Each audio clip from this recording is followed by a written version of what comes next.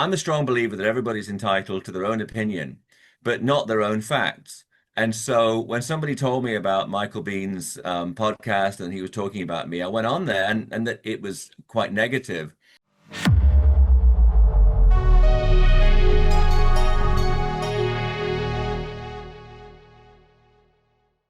He looks like Great. you got new glasses. Yeah, same old eyes, but these glasses. So I only need them to see things with. Otherwise I'm absolutely fine. Okay, okay. You ever Take them watch off some of the Seinfeld? time. Do you Say ever watch what? Seinfeld? Oh, all the time. I love that Th show. A friend those of look mine like opens Jake a Jarmel's big glasses. salad. What was that? Those look like Jake Jarmel's glasses. Listen, Jake, where did you get those eyeglass frames? I can't tell you that. So you don't know where you got them? Yes, I do, but I don't want anyone else to have them. And then he got all pissed Oh, off because he okay. wanted to be the only guy with those kind of glasses. Yeah, yeah, yeah. Take a look. Oh, see, you're not the only one who has them. I have them too. Where did you get those? Malaysia. I was in the area.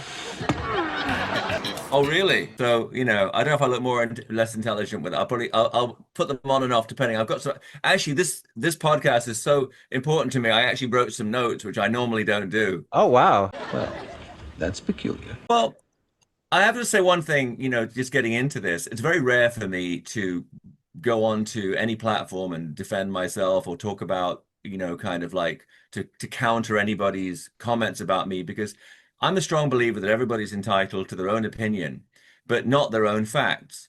And so when somebody told me about Michael Bihn's podcast and he was talking about me, I went on there and that it was quite negative. I went on to listen to what he had to say. And I think if he would have just said, I made a couple of movies with Bey, in retrospect, I don't think it was a good experience. And then, that's fine. Like you've had experiences, David, making movies, and there are people you look back on and go, that wasn't so great. And that's your opinion. But I think when it's a matter of fact, I guess I feel I want to set the record straight. And also, it was actually, I checked back, it was actually 2005. He does say it was about 20 years ago. Oh, So I yeah. have to give him a little bit of leeway because it is a while. But at the same time, I'm working on my autobiography at the moment. So a lot of this stuff I've actually been reviewing and researching in my mind. But I guess, and I have to admit, there's a little bit of ego in this. If there's one thing I want your viewers to take away from this podcast that we're doing now is I was never Michael Biehn's fucking gopher. Damn! And I have no pride about doing a job. I've done all kinds of jobs. I've shoveled cement at a cement works. Okay. I've done any job that would put, food on the table, keep the kids in school, whatever. If I had work, honest work, I'll do it. So if I was offered an honest job early in my career, being the gopher for Michael or somebody else, I've done it with pride. But on Okay. Dragon Squad, I was one of the producers on the film. And even during his podcast, his off-camera buddy says something like, "Isn't he the producer?" And Michael, with all of the assurance of a Hollywood type, goes, "No, he was just the gopher and the guy running Real around quick, after." Bay, just so the audience knows and follows along well, can you define gopher for us? Gopher is basically somebody who goes for coffee, goes to get you tissues, goes to get you a sandwich, basically runs around as your assistant. Yeah, I can't Um, see a producer doing that. well, okay, and I do think this speaks to the egomania of actors, and particularly Hollywood actors, or this phenomenon, which is if it's not something happening relevant to them, then it really isn't happening. Hmm. And so I've come across this again and again, and I think the only excuse I can give Michael for this, other than the gap of years between when we made the film and now, is I did pay him a remarkable amount of attention in order to ensure that he had a good experience making the movie. So he was not in the meetings that I had as a producer, which would be conducted primarily in Cantonese. He was not able to understand my conversation with the director. That is one cute pussy you have there. And Thank you. the he was not able to follow my conversations with people. So as far as he was concerned, I was the friend. And there's two things he says in the interview or in his comments that I absolutely agree with. One was that I was tall and handsome, Okay. and the other is that I was his friend. Having said that, David, you and I are friends, and I can't imagine going on to a podcast and talking about you with such contempt. And also, if you were somebody who had a crisis in your life, as I've had various crises in mine, I don't think I'd be on a podcast laughing about it if I was a friend. But Yeah. we have something, again, maybe Michael doesn't speak much Cantonese, but we have this thing in Hong Kong called Yi Hei, which is basically loyalty to brothers, loyalty to the comradeship. And I found that a little bit lacking in Hollywood. So I Mm. think Michael's perception was from me.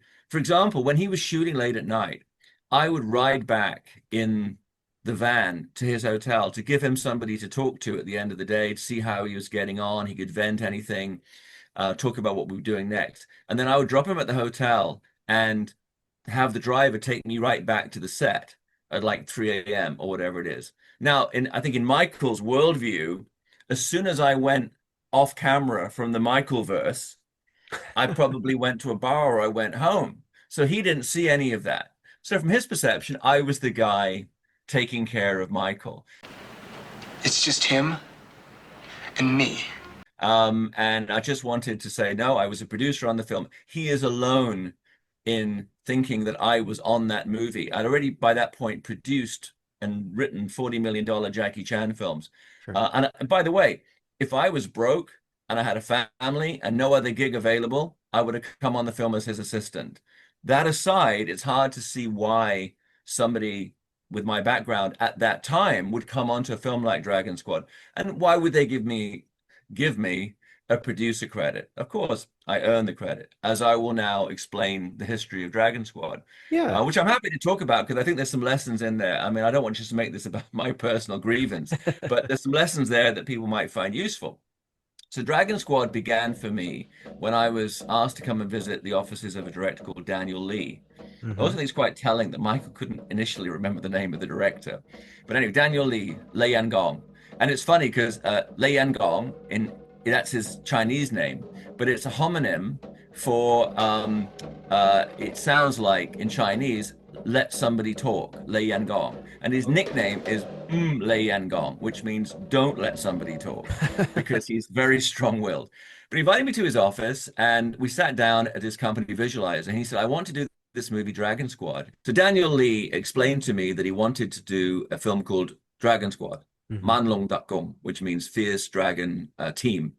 And it was based on a 1970s TV series that starred a Japanese actor called Yasuaki Kurata, who was also a karate master, and Bolo, yeah, Oh, who of okay. course is Cool. in your favorite movie.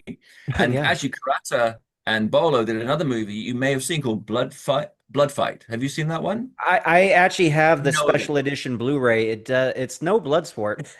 it is not, but it was obviously trading off of that. But Karate Sure. is a magnificent karate master, and Bolo is very good in everything he does. He's very charismatic. Hmm. So anyway, so that was the history of it. And he said, I want to do this version. I want to make it more international. So I want you to come on board and help me. We want to get international actors into the film. I want you to write the English dialogue. I want you to help me sell the film.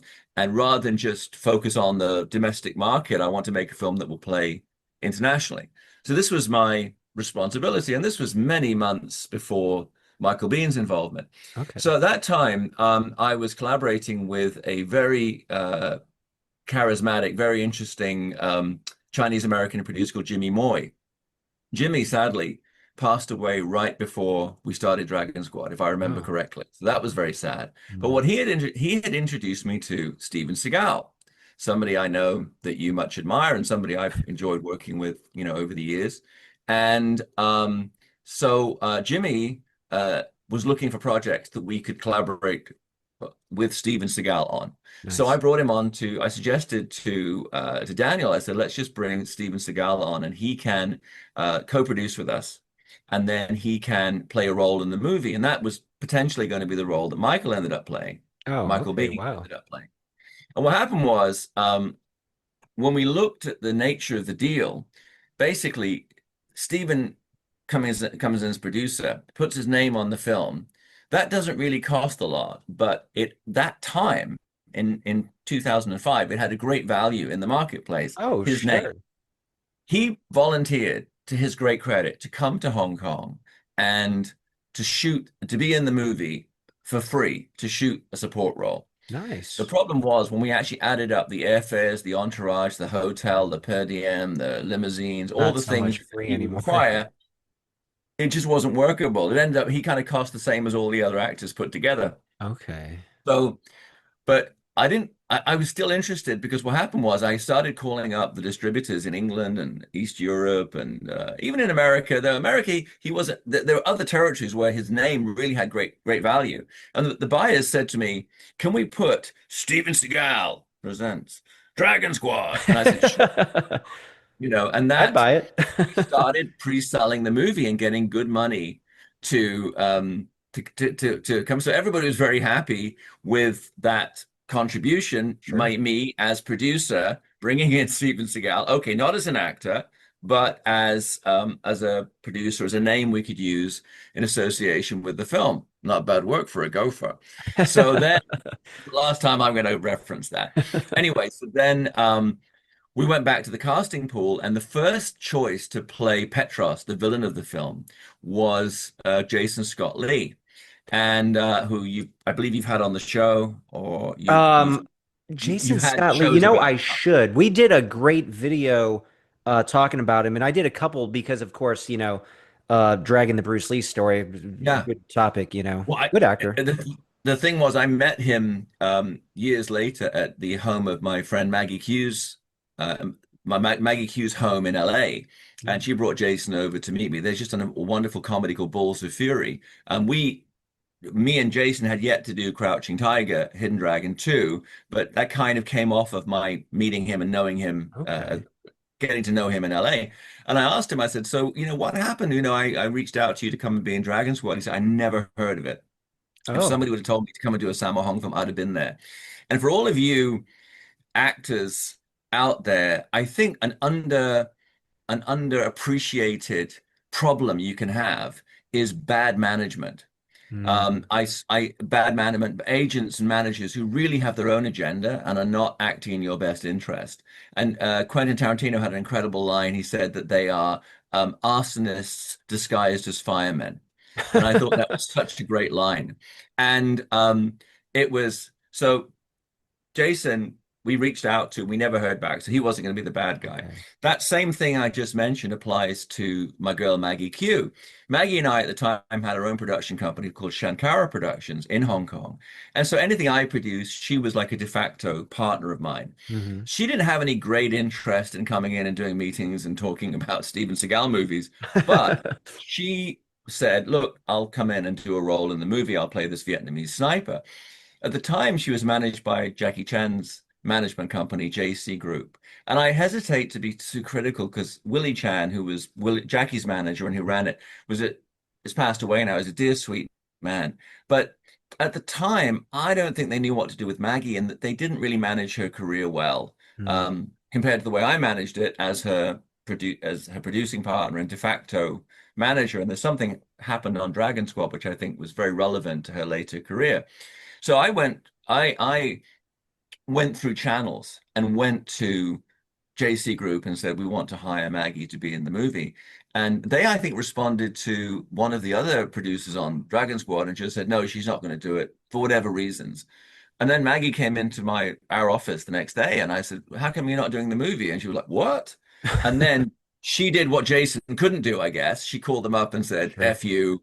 I'm doing the movie and that's make the deal. And Hmm. a lot of the times as an actor, if you're starting out, which at the time I think it's fair to say she was, that's not a bad move. And it actually happened later, I would say, with Michael Biehn when we got him. So after we had Maggie on board. So that was somebody, an international name who became a Sure. bigger international name later, as I'll explain. We then moved on with the casting. And after Jason had not responded, we were like, okay, maybe we'll get an Asian or Eurasian guy. We weren't quite sure at that time, European or Asian or Eurasian. So the next choice was Michael Madsen, Hmm. Mr. Blonde. from Reservoir Dogs. Yeah, he just And I passed away, remember I think, didn't he? he did, yes. So Unfortunately. I again I'm pretty but nothing bad to say about Michael Madsen. The only thing was it's interesting how two people kind of opposite reactions to the same stimulus, which was his manager came back to me and he says, yeah, he's not really interested in coming to Hong Kong to fight Sammo Hung. And when I was, for me, I mean, I was in the movie, in scenes with Sammo Hung. It was like a dream. You know, Sure. most people, if I said to you, David, come to Hong Kong and you're going to be in a movie with Sammo Hung, you'd be like, well, then get me to Yeah, the let's go. airport. I'll go tomorrow. Send me in, coach. I'm in. But not Michael Madsen. He didn't cotton to it. But then, so being, trying to be amiable, and I said, okay, I understand. Who else do you represent who we might be interested in? And he goes, Dean Cain. And I went, oh, Dean Cain from Superman, Superman, yeah, Superman from Lois and Lois and Clark. Clark, right? And I'm thinking, it's a bit of a step. I mean, a step down from Mr. Blonde, step down from Jason Scott Lee, but okay. And so I said, I think my problem is going to be that Daniel Lee, the director, is just going to go, what, Superman? And I'm apologies to Dean Cain again, probably, when you've done an iconic role like that, it's like when I met Terrence Stamp and I was kidding him. I said, your tombstone's going to say, here lies General Zod. I mean, even though he's done all amazing Sure. other Yeah, things. just everyone And remembers him from one role. Yeah. and the director said, have you seen a movie called Out of Time, which stars Denzel Washington? Have you seen that film? Yeah. Yeah. And in that film, Dean Cain, I mean, he's really good in the whole film, but he has one scene in the movie where he goes toe to toe with Denzel, and he is frigging awesome. And I looked at him and with new eyes and thought, this could be the guy, Hmm. because I know people understand like when you're coming onto a stars movie, there's a lot of elements that make it difficult to do a strong scene when you really get in the guy's face and you hold your ground. People don't realize that maybe when they see the film back, but it's the star has all the power. King Kong ain't got shit on me! So, you're thinking, should I be that strong? Should I really make him seem to be the bad guy? And, all that's going on. The other strange thing about that was when I watched the movie, I realized there's another Hong Kong actor, Anthony Wong Chao-san, who had auditioned to play the barman in the same scene between Denzel and Dean Cain. Oh, Bizarre, okay. right? Yeah. And Yeah. Anthony had me shoot the audition. And in the movie, there's a Eurasian barman, but I think he's a American. And Mm. Anthony didn't get it, but I just recognized the scene. So I took that into the offices and I said, hey, Daniel, what about Dean Cain? And guess what he said? Hmm. Superman from Lois and Clark. And I said, yeah, no. He's done a lot of other stuff too. And I showed him the scene. And he goes, listen, he watched it and like me, he says, dude, I didn't think Dean Cain could act like that. I'd go up to him, look him in his eye, and I'd say, just come near her again, and I'll kill you. Chris. Wow. But he says, I just don't want to have on the box Steven Seagal presents Dragon Squad starring Dean Cain, brackets, Lois and Clark. So that was that. So we moved on from there. And then, and again, this is one of those weird things. He comes into the office, Daniel Lee, and shows me The Rock. And he shows me the scene, which I'm sure you're familiar with, when Michael Biehn takes in his SWAT team and, like, put down your guns. I cannot give that order. I'm not gonna repeat that order! I will not give that order! What the hell is wrong with you, man? And as Michael later dryly said to me, that was an order I probably should have given. But in The Rock, he's got the guns and they've kind of got him pinned down and then they all Sure. get killed. Waste these fuckers. So Daniel says to me, can you get this guy? This guy being Michael Biehn. And I was like, Okay. dude, this guy from Terminator, Aliens, Yeah. The Rock. It's going to be a bit of a reach. If Michael Madsen didn't want to come and fight Sammo Hung, I don't know that Michael Biehn will. The funny thing was, and I hope I got this right, and again, this is, they say truth is stranger than fiction because Sure. fiction has to make sense. Michael Biehn had just replaced Michael Madsen on a TV series they shot in Hawaii. I think Okay. it was called Hawaii. It wasn't Hawaii Five-O. I think it was just called, anyway, you can check. But anyway, so that was that odd connection. So then somehow I got Michael's number. And to be fair to Michael, his star had somewhat faded since the days when he was doing something as frigging awesome as Tombstone. Sure. And he was open to it. Again, started going through the belly of the beast with the manager and the agency, and it was just hard going. And finally, again, there was this method whereby, which I think as a producer, if you can go through channels, it's like people have to apply Marshall strategy to filmmaking and every other area of life. If you can actually go through in a direct way, then fine, that's what you should do. But Hmm. if not, maybe you have to do it with evasive tactics. You have to apply battlefield tactics to whatever you're doing. So I was like, okay, if they're not helping, I called Michael. I said, look, here's the thing. I want you to be in the movie. We'd had some conversations on the phone. We developed some kind of simpatico. I said, here's the deal. I'm going to send you a ticket.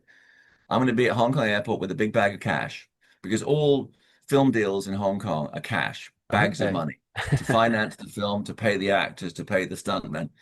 That's how it, certainly that's how it operated then. And I think to a certain extent still. I'll be a big bag of cash. If I'm not there and I don't give you the money, you can just hop on the plane and go back. And it was, as Michael admits on his podcast, he was paid well for the film. So I think he, to his great credit, said to the manager, "Yeah, you know what? I'm just going to take a chance on this guy being me." Hmm. Now, again, I suppose I was the gopher there with I should stop mentioning the gopher thing. Anyway, but then, Gosh, so I man. was there. I didn't have to go literally with a bag of money at the airport, but I picked Michael up and, kind of like he agreed to be in the film and he collaborated on Dragon Squad. And I remember him, he mentions on the several times, and again, this goes to, the focus of actors. Like, I understand, if I've never been an actor in a serious way, but if you're an actor, it's kind of about you, and I understand that you're the one that's whatever, 8 feet, 10 feet tall on the screen, not me. So Michael was like, talked several times about his accommodation being potentially substandard. So it's true. We took him to a service department in Hong Kong, and he said he didn't like it. And then I took him to, he says the Mondrian. It's the Mandarin Oriental, which is a really nice hotel. Okay. Checked him into the hotel, and he stayed there. And I went back to the office and just said to my cost-conscious fellow producers, he's not going to stay in Hong Kong. He has to stay in the Mandarin. And they just went along with it. And again, that was kind of I guess, a producer decision that I had to make because I said, look, what do you want? The guy pissed off every day? Let's just do this. And we'll, I figured at the end of the day, as it turned out to be, we were going to make some decent money on this film because they were putting a Sure. good team together. Yeah. Sammo Hung, Hu Jun-ho, who was this Korean actor who'd been in Volcano High School and Silmido. We had Maggie, who I believe was just about to break as an actress. We had a bunch of actors from China with Simon Yam, who's this Hmm. incredible actor in Hong Kong. So a good team together. Chin Garlock doing the action. So I felt this movie had some momentum. I thought it was going to be good, and it was worth spending a bit to get it Sure. back later. And another kind of I think morality tale about the way you have to build a career as an actor. There's an actor in Hong Kong called Andy On Chiki, who's a Chinese American guy who I met quite early on and championed and put in a couple of films like Shanghai with Chow Yun-fat and Gong Li. And I just thought he had huge potential. And I think even to this day, that potential hasn't fully been realized. Um, and Andy was meant to play the lead, male Chinese lead in Dragon Squad. And his management had done some messed up contract with the director Johnny To Fong, that even Johnny To didn't have to give them any kind of schedule, but for this window of time, Andy couldn't do anything else. Oh, So for okay. that reason, he couldn't be the lead in our movie. And as it turned out, he didn't do a significant part in Johnny To's film either. Hmm. Again, and Andy throughout his career, every time I spoke to him, he was always like, my manager this, my manager that. And I'm like, yeah, dude, but you're not at the level you need to be.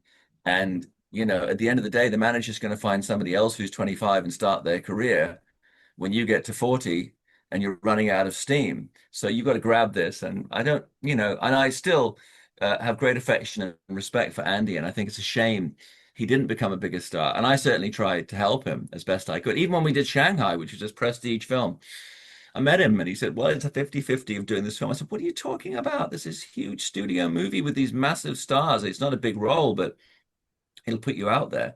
Yeah. And his management company were being obstructive. So Michael came on the set the first day, and Andy had agreed to help us out to shoot a cameo.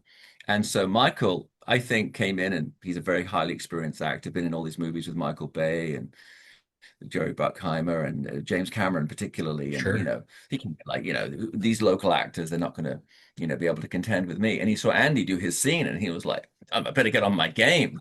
And then I was like, no, no, no, that's one and done. He's just shooting today. And the lead is a guy called Vanessa Wu, who was a member of a Taiwanese boy band and is a dear, sweet guy. But I think even he would admit doesn't have the same edge and energy and charisma of an Andy On. Maybe you Hmm. wouldn't agree with that, but that's how I feel. And Sure. Vanessa's a good guy, and he's been in a bunch of movies, but I don't think he's actually in.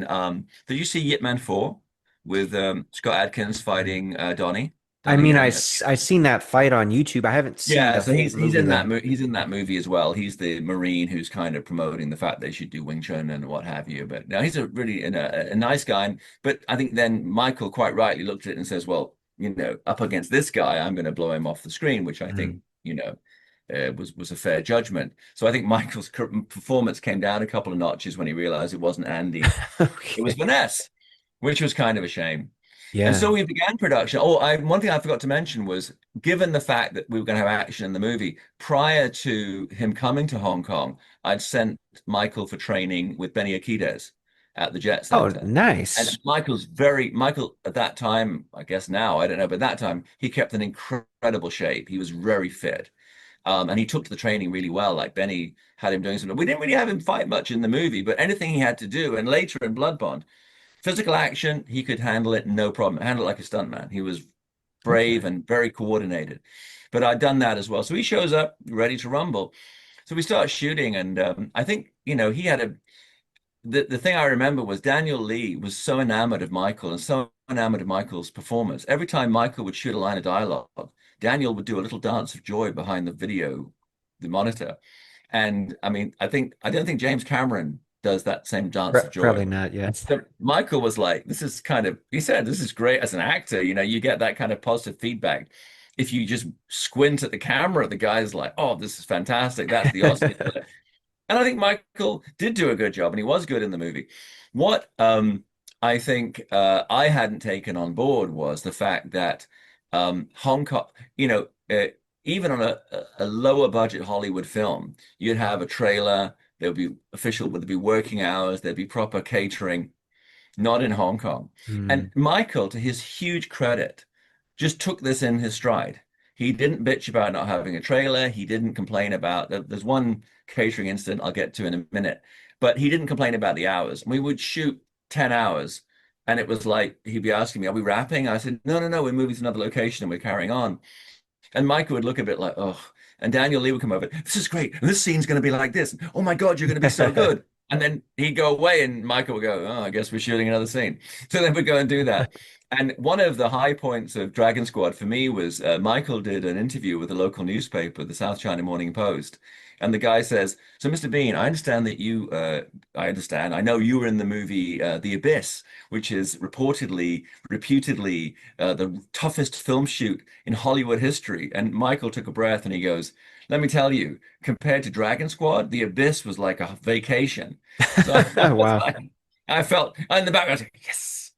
But he did. And the only time that I think we pushed the envelope was he had been filming for about 12 hours straight. And I said, can I get you anything? Can we get you anything? And he said, oh, it's just a decent cup of coffee. And you have a lady on all of the Hong Kong movies who's called the tea lady. And I think she's called the tea lady because she cannot make coffee to save her life. I mean, I live on the stuff. So they give you this brown sludge and nobody want to drink it. So I said to one of the production assistants, whose job it was to go for stuff, Okay. can you get a nice cup of coffee for Michael? And the next thing I know, the tea lady's hovering around him.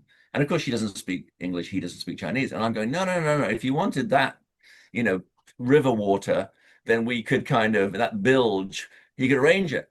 Can you get him a nice cup of hot coffee from somewhere? And so the guy goes away for an inordinate amount of time, ends up going to 7-Eleven, comes back with a can of iced cold coffee, Mm. hands it to Michael. Michael takes it in hand and he hurls it at the guy's head. And of course, it was late at night, so he missed. And the guy came back to me, the PA, and he said, "Oh, Michael." And I said, okay, I'm not condoning cans hurled at head. But the thing is, that guy has been fulfilling his contractual work on the movie for 12 hours straight without complaint and operating at a very high level for somebody in the industry. You had one job Hmm. to get him a cup of coffee and you failed and he got pissed. So if you turn it around, it's like maybe you should think about the fact that you need to, take care of him better and you need to use your ingenuity. Now, that was a mistake of mine. And what I should have done is basically, as a producer on a movie, and here's a lesson for everybody out there, any job that somebody's not doing should become your job. This is a real producer, not somebody whose name gets stuck on at the end as a favor. If you're on the movie and there's a job that somebody's not doing, it becomes your job. Because when the Sure. film comes out, it says produced by, and you have to take the rap for all that stuff. So I should have pushed the guy aside and taken care of the coffee situation myself. You So don't I have apologize to Starbucks Michael. in Hong Kong, Bay? They did. It was very late at night. I think what the guy should have done and what I should have done is go to a hotel Oh, sure. Yeah, nearby and hotel. go in there and order a room service or order a coffee there and pay the money and take it back and whatever. You figure it out. I, Sure, I should have sure. done it. But again, it's a whole thing now where no one's allowed to be angry. There's a very high profile producer who got fired off a movie in Australia because he was being angry with people. I mean, I probably some of the movies I produce, I wouldn't make it past day one. No one's allowed to be angry anymore, and nobody can be shouted at anymore, no matter how they underperform. And I don't know why the industry moved. Certainly in the golden days of Hong Kong film, director was God, and people like Ringo Lam and Johnny To and Sammo Hung took no prisoners. And Mm. I've been the recipient of that. So anyway, so that was the only time. And then Michael kind of afterwards came to me rather shamefaced, and he says, "Yeah, I'm sorry, I lost my temper with the guy, and I'm sorry I threw a can at him." I said, "I'm just sorry you missed." But anyway, so that was the only time that otherwise he was a real trooper. And Okay. the other thing that I really was is I don't think he mentions it in the Zoom, and I can't imagine in his podcast. I don't think he does. And I can't believe he forgot was the bond he developed with Maggie Q. And Hmm. he wanted to do another movie with her later, but they became really friendly and